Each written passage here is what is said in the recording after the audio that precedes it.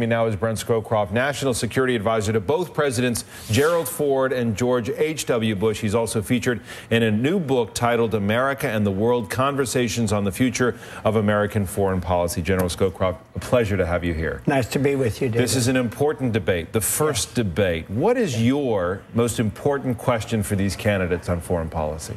Well, I think there are going to be three, but central to it all will be the Middle East. That is Iraq, Iran, Palestinian peace process, and if you extend it a little, Afghanistan. But in addition, there will be issues about Russia and the controversy over Georgia. And finally, North Korea is rearing its head again. I think those almost obviously will be the focus of the debate. If the war on terror is a book, and George Bush has written Chapter 1, President Bush, how would Chapter 2 be different under McCain versus Obama? Chapter 1 had a framework of 9/11, a shocking attack on the United States.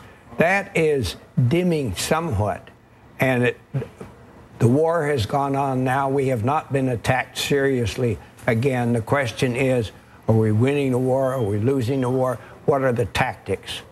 And, you know, I think we're not going to win the war by killing terrorists.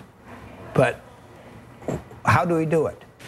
So I think that will be certainly one of the other ones, as will be energy and climate control on the global issues. But if you can distill their two approaches to fighting and winning the war on terror, how do you distinguish between the two of them at this stage?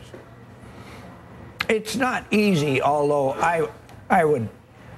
my instinct tells me that that Senator McCain will be more militant, continue the current policy, and Senator Obama may be saying we need a new approach. But that's a guess. In Iraq, has the surge been successful enough that Senator Obama's discussion of a timetable for withdrawal has become irresponsible? Do you run the risk of losing the security gains that are in place?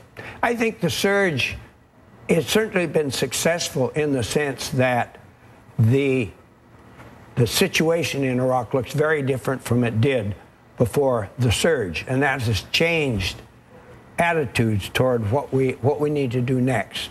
I still think there is a difference between the candidates. And the question is, can you now start talking about a timetable, or do you still have to judge it by circumstances on the ground and withdraw the troops only related to the situation on the ground?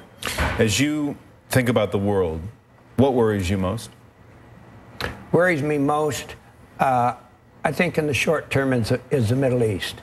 Because I think there are so many fragile aspects to the Middle East, and the possibility of some kind of an explosion, which could make things significantly worse than they are now, is very present.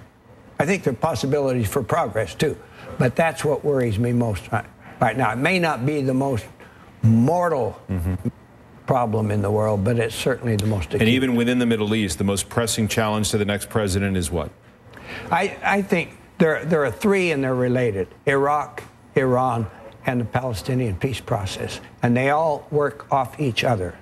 And I think it will take some exquisite diplomacy to manage them. But I think one can. For example, progress in the peace process will enable us to put Iran back on the defensive rather than the offensive. Progress in Iraq will help the Arab countries to join us, cooperate with us more. Finally here, you've worked for Republican administrations. Do you think that Governor Sarah Palin is prepared to lead and manage a crisis in foreign policy as either a vice president or a potential president if something happens to Senator McCain were he to become president? I don't know Governor Palin. All I know is what I read in the papers and what you all say.